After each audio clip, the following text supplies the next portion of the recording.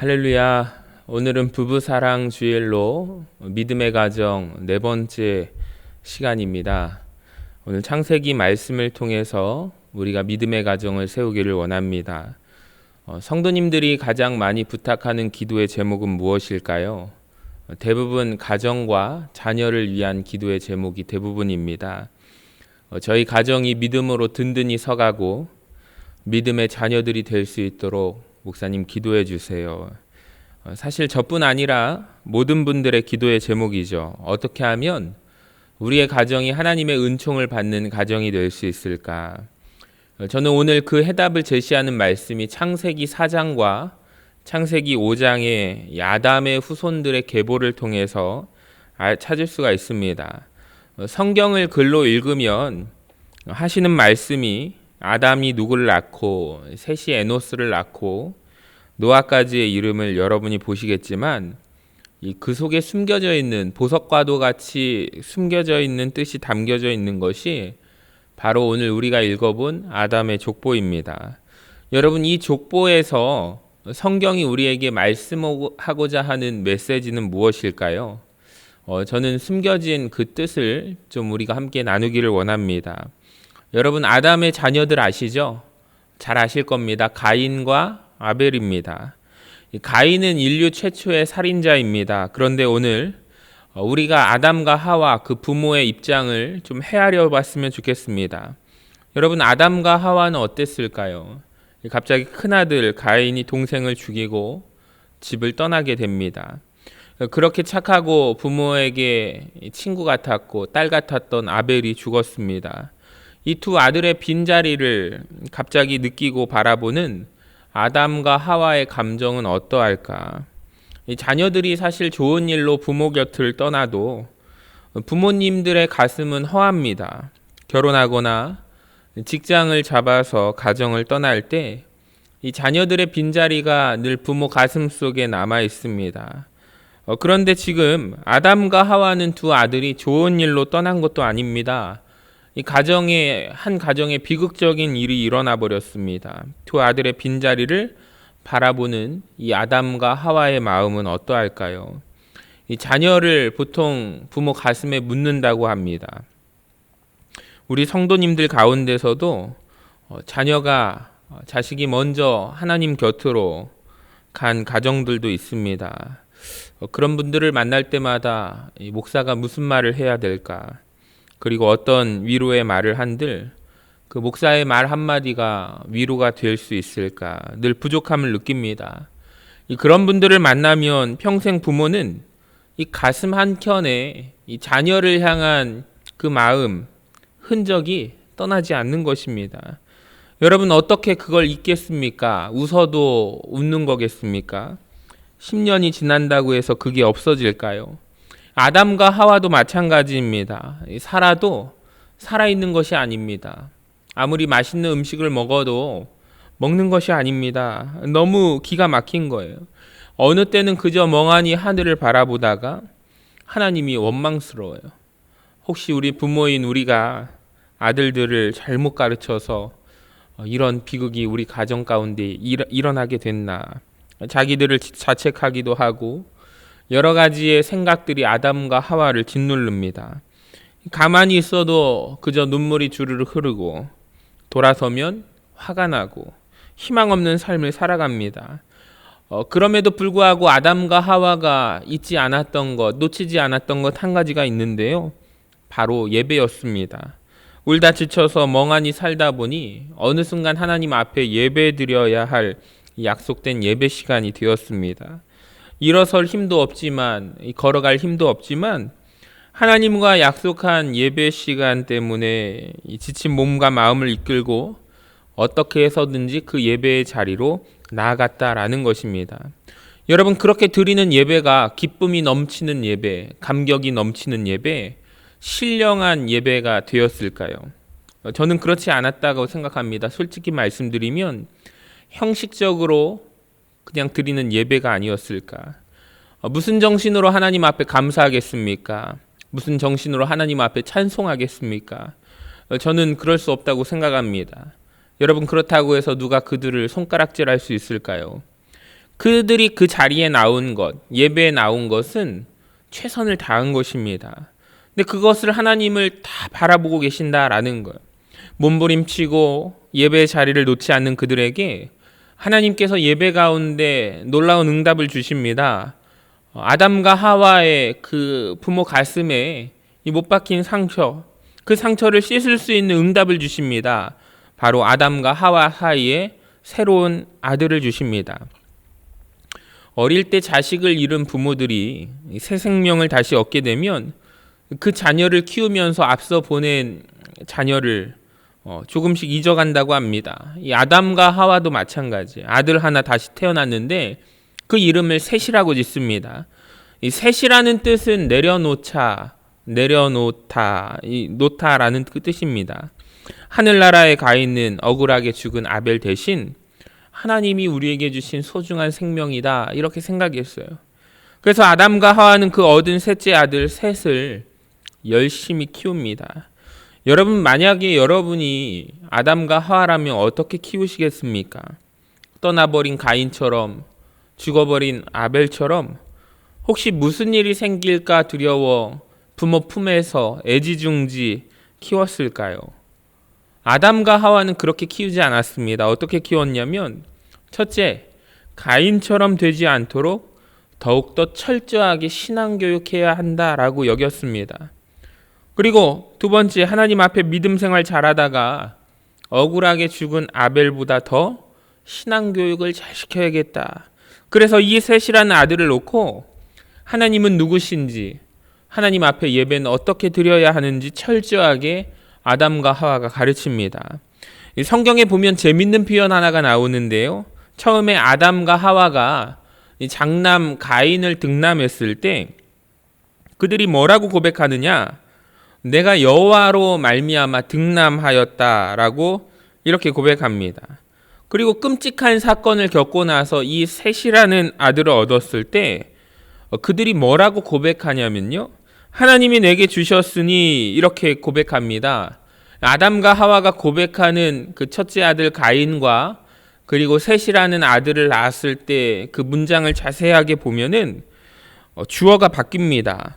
첫째 아들 가인 얻었을 때 하나님이 내게 주셨으니 내가 이 아이를 얻었다. 주어가 자기였습니다. 이 끔찍한 일을 겪고 나서 신앙적으로 단련된 이후에 그들이 고백하는 고백은 주어가 하나님으로 바뀌게 돼요. 여러분에게 질문합니다. 여러분 인생의 주어는 누구십니까? 나입니까? 하나님이십니까? 가인을 얻은 것처럼 내 인생에 내가 주어가 되고, 여러분 우리 인생의 주어가 내가 됩니까? 아니면 이것은 하나님이 이끄시는 것이라고 내 인생 가운데 있지만 우리의 인생의 주인은 주어를 하나님으로 두고 계십니까? 완전히 의미가 달라지지 않습니까? 여러분 철저하게 신앙교육을 가르친 다음에 하나님께서 그 가정을 어떻게 축복하실까요? 창세기 4장 26절에 이렇게 말합니다. 셋도 아들을 낳고 그 이름을 에노스라 하였으며 그때 사람들이 비로소 여호와의 이름을 불렀더라 라고 고백합니다. 여러분, 사람들이 비로소 여호와의 이름을 불렀대요. 이게 무엇을 말하느냐? 사람들이 모여서 공식적으로 예배를 드리기 시작했다라는 거예요. 여러분, 인류 최초로 개인의 신앙이 아니라 사람들이 함께 더불어 모여서 하나님 앞에 여호와의 이름을 불렀다라는 것입니다. 여러분, 그것은 공적인 예배를 드렸다라는 뜻이에요. 여러분, 이 셋이라는 아들을 얻었는데 이 셋이 장성해서 또 그 아들이 결혼을 해서 아들을 낳습니다. 그것이 에노스라는 자녀입니다. 사실 그 사이에 아담과 하와는 여러 명의 자녀를 낳았을 거예요. 그리고 그 자녀들이 또 결혼하고 또 자녀들을 낳고 그렇게 살아갑니다. 여러분, 아담이 몇 세까지 살까요? 930세까지 삽니다. 이 8대 손까지 아담이 자녀들을 봅니다. 그러니까 아담이 930세를 살아가면서 굉장히 자녀를 많이 낳아요. 근데 성경에는 우리가 알듯이 가인과 아벨, 셋, 에노스, 무드셀라, 에녹, 노아 이렇게 중요한 인물들만 나옵니다. 왜 그럴까요? 성경은 구속사적인 관점에서 하나님께서 구원 사역을 이루시는데 쓰임받는 사람 중심적으로 기록하기 때문에 중요한 사람들만 이름이 기록되고 나오는 것입니다. 사실 그 시대에 태어난 모든 이름들을 성경에 일거수일투족을 다 적을 수가 없어요. 그래서 우리가 성경을 묵상할 때 그것을 상상하고 그런 모든 것들을 배경으로 성경을 보아야 합니다. 자, 이때는 하나님께서 인간을 향하여 뭐라고 명령하셨냐면 생육하고 번성하라 하나님이 명령하셨습니다. 그래서 많은 자녀를 낳는 것입니다. 셋이 에노스를 낳았습니다. 그 사시에 사실 셋의 누나도 있었을 것이고 여동생 그리고 형제들도 있었을 것입니다. 자, 그렇게 많이 낳는 자녀들이 또 결혼을 해서 자녀를 보고 또 그 자손들이 자녀를 보고 급속도로 인구가 증가하는 때였기 때문입니다. 여러분, 그런데 중요한 것은 무엇이냐면 언제부터 그들이 모여서 하나님 앞에 예배를 드렸는가? 여러분, 그때가 언제입니까? 오늘 말씀에 보니까 셋이 자기 자녀 에노스를 낳아서 집안끼리 모든 형제자매 모여서 공식적으로 여호와의 이름을 부르며 예배를 드렸다라는 것입니다. 여러분, 아까 전에 소개했던 예배, 아담과 하와가 드렸던 예배는 어떤 예배였습니까? 냉랭하고 형식적인 예배, 감격이 없는 예배를 드렸다고 했습니다. 여러분, 그런데 그들이 드리는 예배가 언제부터 활기가 넘치고 함께 모여서 찬양하고 함께 모여서 말씀을 듣고 함께 모여서 기도하는 예배다운 예배가 되었을까? 바로 그것이 셋의 후손들이 모이면서부터라는 거예요. 여러분, 원래 아담과 하와에게는 소망이 없었습니다. 아담과 하와 부모된 심정으로 정말로 기가 막힌 가정에 살인의 비극이 일어나지 않았습니까? 가인이 떠나게 되고 아벨이 허망하게 죽고 나서 이 부부에게는 희망이 없고 미래가 없습니다. 자, 그런데 그런 가정을 하나님께서 어떻게 일으키셨느냐라는 거예요. 어떻게 해서 믿음의 가정이 되게 하였는가? 그 핵심 포인트는 여러분 무엇이라고 보십니까? 바로 예배였다라는 것을 우리는 기억해야 합니다. 절망스럽고 고통스럽고 좌절된 삶에 낙심된 모든 순간에 그들이 놓치지 않았던 것, 하나님을 향하여 예배드렸던 그때 예배를 놓치지 않았기 때문에 그 가정이 일어설 수가 있게 되었다라는 것입니다. 사랑하는 여러분, 우리 평생의 날마다 감격스럽고 하나님 앞에 예배를 드릴 때 은혜가 넘치는 예배를 날마다 항상 드릴 수 있을까요? 여러분, 거의 불가능하지 않습니까?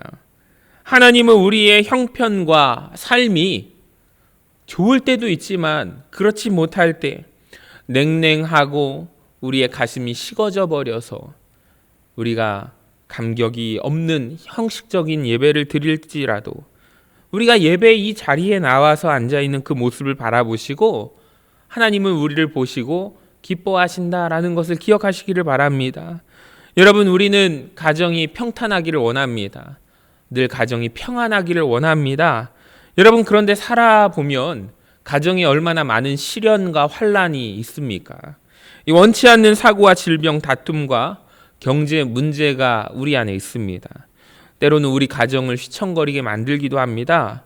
가족들의 힘을 빠지게 만들기도 합니다.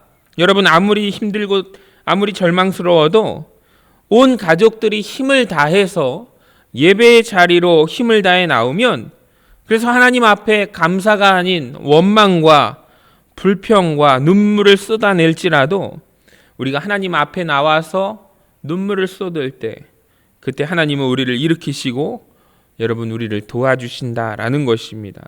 힘들지만 하나님과 약속한 예배의 자리에 나아가서 여러분 그 자리를 지키시고 하나님이 우리를 지켜보시고 바로 그 가정과 그 인생을 다시 세워주실 줄로 믿습니다. 혹시 오늘도 마음 가운데 아픔과 슬픔 그리고 고통 중에 계신 분들이 계시다면 하나님께서 여러분의 인생과 여러분의 가정을 회복하여 주시기를 주님의 이름으로 간절히 축원합니다. 이렇게 절망적인 아담과 하와의 가정을 셋을 통해서 적극적으로 하나님께서 그 가정을 회복시켜 주십니다. 자, 그리고 성경에 아담의 계보가 쭉 이어지게 되는데요. 성경에서는 아담의 계보, 아담의 족보를 설명하면서 다른 한편에 또 다른 족보를 우리에게 설명하는데요. 바로 가인의 족보입니다. 하나님께서 가인은 비록 살인죄를 지었지만 내가 너를 지키리라, 보호해 주시겠다라고 말씀하셨습니다. 근데 가인의 마음에서는 그 말씀을 받아들일 수가 없는 거예요. 혹시라도 누가 나를 죽일 수도 있다라는 마음으로 인해서 자기 자신을 보호하기 위해 성을 쌓기 시작합니다. 이 가인의 문화는요, 문명이 발달된 시대입니다. 기술이 발전되고 무기를 만들고 농업 기술을 발전시켜서 군인을 양성하고 건물을 짓고 요즘 말로 말한다면 화려한 도시를 건설하게 됩니다. 지금 성경은 다 소개하지 않았지만 사실 가인의 자손들도 굉장히 급속도로 세상 가운데 퍼져나가는 것입니다. 그에 비해서 지금 아담과 셋의 후손들은요, 가인의 후손들처럼 잘 사는가? 그렇지 않았습니다. 문명과 도시와 문화를 만들어내지 못합니다. 평범한 삶을 살아갑니다. 자, 그런데 여러분, 성경은 그 당시에 성공하고 잘 살고 문명적으로 앞서 나가는 가인의 후손을 우리에게 조명하고 있지 않아요. 평범한 아담의 후손들, 아벨의 후손들을 성경에 조명하고 있습니다. 자, 그렇다면 왜 하나님은 평범하고 아무 업적도 없는 아벨의 자손들을 성경은 조명하고 있을까? 여러분, 이런 질문 해보시지 않았습니까? 왜 아담부터 노아에 이르기까지 10대 자손들의 다른 업적은 딱히 없습니다. 딱 하나가 있는데요. 그들이 늘 하나님을 찬양합니다. 하나님을 향하여 예배자의 삶을 살아갑니다. 여러분, 이것을 통해서 우리는 무엇을 발견하게 됩니까? 바로 사람의 관점과 하나님의 관점이 다르다는 것을 우리는 발견할 수가 있습니다. 사람들은 생각해요. 사람의 관점으로 볼 때 힘 있는 사람, 시대를 앞서가는 사람들, 굉장히 중요한 것 같지만 하나님의 관점은 무엇인가? 평범하게 살아도, 힘없이 살아도, 가난하게 살아도 하나님과 동행하며 예배자로 살아가는 사람, 하나님의 관점은 바로 거기에 있다라는 것입니다. 오늘 성경에 보면 아담의 자손 6대손 중에 에녹이라는 사람이 나옵니다. 이 사람은 너무나도 유별난 사람이었어요. 하나님을 섬기고 하나님 앞에 예배드리고 하나님 앞에 신실한 사람으로 살아갑니다. 사람들도 인정해요. 그런데 한편으로 이렇게 말합니다. 야, 넌 진짜 신앙생활 잘하는데 넌 너무 과해. 너 믿음도 좋지만 너 정말 너무 지나친 거 아니냐. 이럴 정도로 에녹이라는 사람은 하나님을 온전히 신뢰합니다. 여러분, 그런데 에녹에게 어느 날 어떤 일이 일어날까요? 그날도 지인들과 둘러 앉아서 식사를 해요. 식사를 하면서 하나님을 간증을 합니다. 하나님을 온전히 신뢰를 해요. 하나님을 의지하면서 살아가야 한다. 자기의 신앙 고백을 드려요. 그런데 갑자기 하늘에서 빛이 확 임하더니 에녹을 비춥니다. 그 빛과 함께 에녹이 쓱 올라가더니 순식간에 에녹이 사라져버립니다. 여러분, 도대체 에녹은 어디로 간 것일까요? 창세기 5장 24절 말씀이 증언합니다. 에녹이 하나님과 함께 동행하더니 하나님이 그를 데려가심으로 세상에 있지 아니하였더라. 아멘. 여러분, 에녹이라는 사람, 이 에녹을 하나님이 죽음을 경험하지 않고 곧바로 하나님 앞에 데려간 인류 최초의 사람으로 만드셨습니다. 그리고 죽음을 경험하지 않고 하나님 앞에 올라간 사람이 구약에 한 명 더 나옵니다. 우리가 지난주에 살펴보았던 엘리야입니다.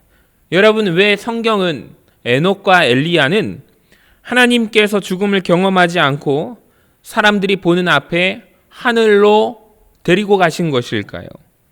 이것은 우리에게 먼 훗날 이 땅에 하나님의 심판이 임하게 될 때 우리에게 있을 부활을 미리 예고편으로 보여주는 것입니다.